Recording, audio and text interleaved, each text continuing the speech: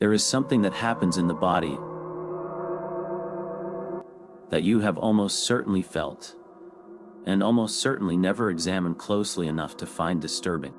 A piece of music plays, maybe a chord progression descending somewhere it shouldn't, maybe a voice breaking on a single syllable, and without any warning, without any decision, the hair on your arms rises. A wave moves across your scalp. Your chest tightens in a way that feels like grief and relief simultaneously. And for 3 seconds, you are absolutely involuntarily, physiologically altered. You didn't ask for this. You didn't choose it. And whatever just happened to you is not well understood. The phenomenon has a clinical name, frisson, from the French for shiver. Researchers sometimes call it aesthetic chills, or music-induced skin orgasm, which is exactly as clinical and as strange as it sounds. About 50 to 70% of the population experience it at some point in their lives. A smaller fraction, roughly a third, experience it frequently, predictably, reliably. And a subset of that group can induce it deliberately, can chase it, can find the exact moment in a piece of music where it lives and return to it again and again. These people are not more sensitive exactly. They are, in some measurable sense, wired differently. What is worth pausing on is not the sensation itself, but what it implies. Your autonomic nervous system, the same system that makes you sweat when frightened, that dilates your pupils in the dark, that prepares your body for threat, is responding to organized sound, responding to patterns in air pressure, responding to something that poses no danger, offers no food, and costs nothing, and responding with a full-body physiological event. The question is not whether this is interesting. The question is why a body would do this at all. The neuroscience is cleaner than you might expect, and in some ways that makes it more unsettling. In 2011, neuroscientist Valerie Selimpour and her colleagues at McGill University published a paper in Science that changed how the field thought about music and the brain. They found that frisson is accompanied by a measurable surge of dopamine, not after the chill but before it, during anticipation. The nucleus accumbens, the same reward region implicated in hunger, in sex, in addictive substances, was lighting up in response to music. But the key finding was the timing. The dopamine arrived in 2 waves, one in the caudate nucleus during expectation, one in the nucleus accumbens at the moment of peak emotional response. The brain was rewarding itself for predicting something correctly, and then rewarding itself again when the prediction landed. This is not a minor finding. It means the pleasure of music is, at a mechanistic level, a pleasure of correct anticipation. The chill is, in part, a neurochemical reward for your brain having modeled a sequence and gotten it right, or interestingly wrong, at a moment of maximum tension. Music is not soothing the nervous system. It is training it. It is running predictions through a system built for survival, and giving that system a hit of dopamine every time it makes a particularly good guess. The theoretical framework that best explains this comes not from neuroscience, but from music theory. Leon Meyer, writing in 1956 an Emotion and Meaning in Music, argued that musical emotion arises entirely from the manipulation of expectation, that a melody builds tension by implying where it will go. And the emotional content of music is the landscape of those implications, fulfilled, delayed, denied, subverted. This was considered speculative when he wrote it. 70 years later, it has experimental support from multiple directions. David Huron formalized this into what he called ITPRA theory: imagination, tension, prediction, reaction, appraisal. The idea is that your nervous system doesn't wait for events to happen. It runs models of what will happen, assigns valences to those models, and begins responding physiologically before the event arrives. When the event matches the model, you get a particular kind of relief. When it exceeds the model, when music does something more unexpected or more perfectly resolved than you expected, you get something more.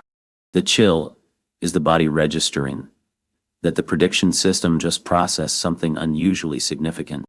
The signal that propagates up the spine is, in a functional sense, the nervous system saying, "Pay attention, this is important." But why would the nervous system have evolved to respond this way to music at all? This is the uncomfortable edge of the question.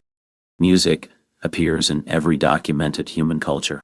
Archaeological evidence of bone flutes dates back at least 40,000 years, possibly older. And music produces measurable effects across the full range of autonomic functions. It alters heart rate, breathing, cortisol levels, immune markers. The body takes it seriously in ways the conscious mind often doesn't. One hypothesis, associated with evolutionary musicologist David Rothenberg and others, holds that music originally functioned as a social bonding mechanism, analogous in some respects to grooming behavior in other primates. The experience of synchronized chills in a group context, at a concert or a religious ceremony or around a fire, would have reinforced social cohesion in ways that had real survival value. Shared emotional response signals shared internal state, which signals alignment, which in early social groups was the difference between cooperation and fragmentation. The chill, on this view, is not just a reward signal for prediction. It is also a social signal, something your body broadcasts and reads in others, a marker of mutual resonance. This sits uncomfortably with how private the experience feels.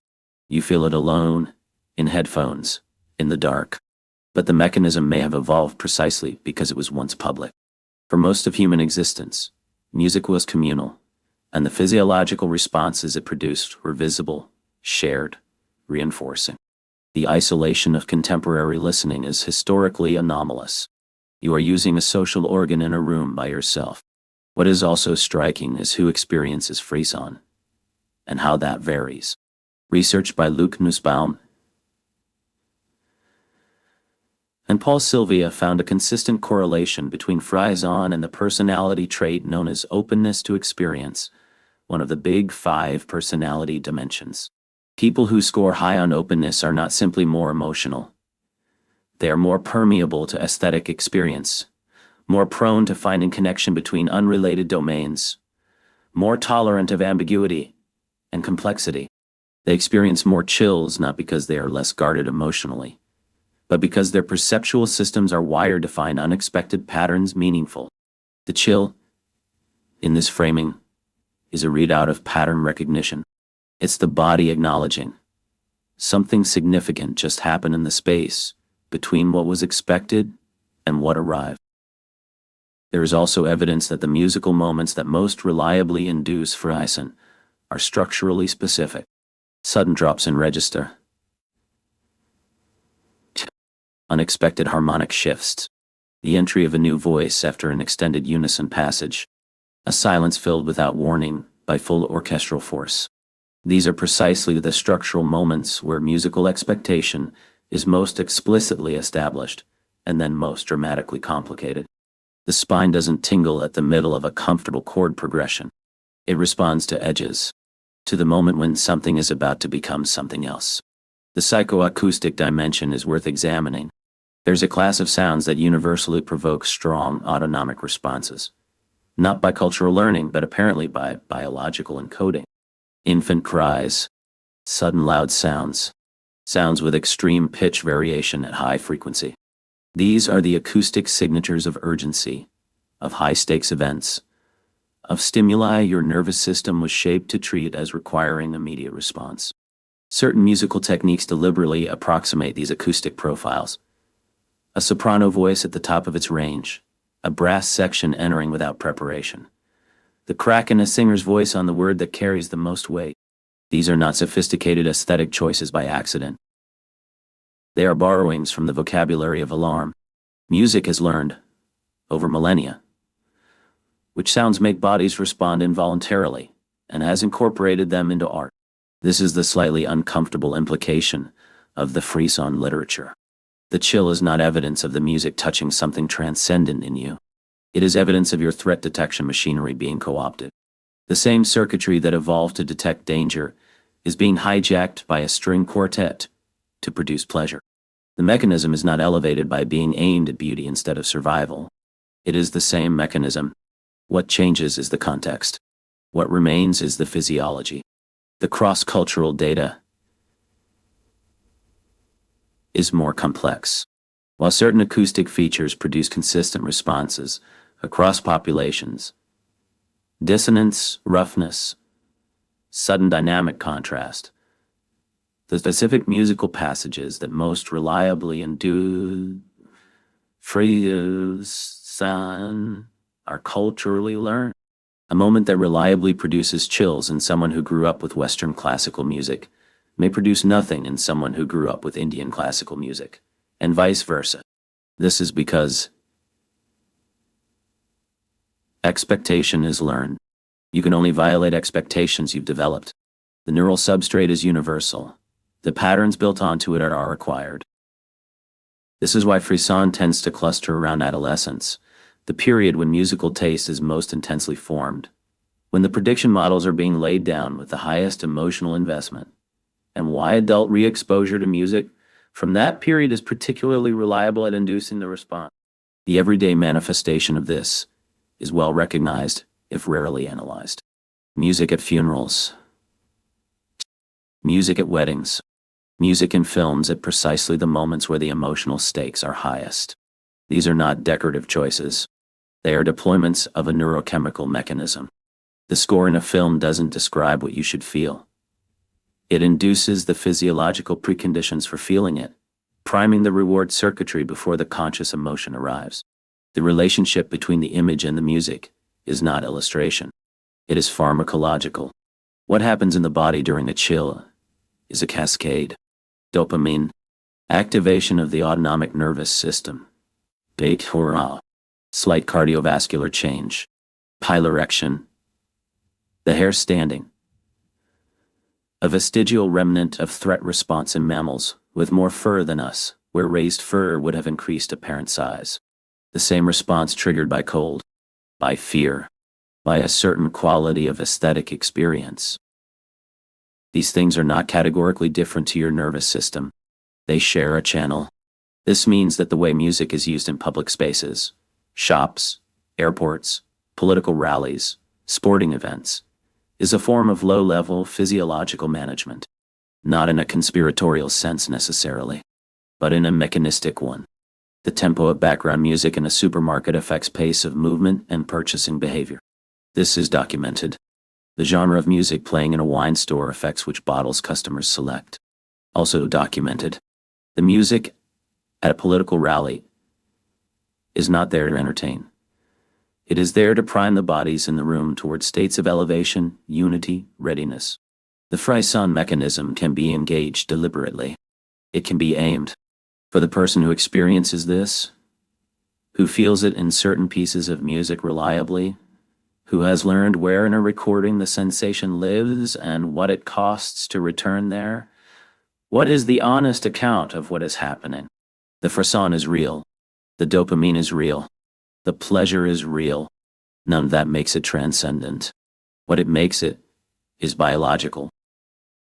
And the question of whether biological and transcendent are mutually exclusive is not settled by the neuroscience. The research on frisson has an interesting silence at its center. The studies measure what happens in the body. They do not, cannot, address the content of the experience from the inside. And the content matters. Because people who experience frisson frequently describe it not as pleasure in the way that eating is pleasure, or even in the way that social recognition is pleasure. They describe it as contact with something, as recognition of something they cannot name, and as proximity to a meaning that doesn't quite become language. This is the part that the dopamine pathway doesn't account for. The mechanism is clear. The content of what the mechanism is responding to is not.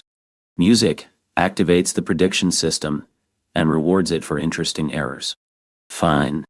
But why does the experience of that feel, to many people, like the most real thing that happens to them? Why does a chill down the spine during a particular chord change feel more significant than most of what happens in the conscious waking hours of a life? There is a philosopher named Peter Kivy who spent decades arguing that music has no inherent emotional content, that it can only represent or evoke emotions structurally, and that the emotions listeners report are projections, not transmissions. And there is a different tradition, running from Schopenhauer through Susanne Langer, that holds that music is the closest thing to direct access to the structure of feeling itself. That the reason it moves us is not because it resembles emotional situations, but because it is, in some formal sense, isomorphic with the way emotion actually moves through. These positions have not converged. The neuroscience doesn't settle it. It just adds a layer below the argument. What remains after all the mechanism is this. You are a body shaped by millions of years of selection pressure for survival. And inside that body, organized patterns in air pressure can produce, briefly, a state of involuntary physiological response that people consistently describe as among the most meaningful experiences available. This is strange. It should be strange. The fact that it happens billions of times every day to billions of people does not make it less strange. It makes it stranger. The question we're sitting with is not what music means. Meaning is not something the nervous system stores. The question is what it means that the nervous system, built for nothing but survival, has found in the frequencies of organized sound something worth rewarding this intensely. What it is recognizing in the moment before the chill arrives. What prediction is being confirmed in the split second where the hair rises and the chest tightens and time briefly stops making demands. You will feel it again. Something in the structure of a piece of music will trip the wire, and for a few seconds you will be completely elsewhere. Not in memory, not in metaphor, but in a state of pure involuntary attentiveness that nothing in daily life quite matches. The mechanism will be dopaminergic. The experience will feel like something else entirely. Both things will be true simultaneously. This is, as far as anyone can tell, what it is to be the kind of creature that listens.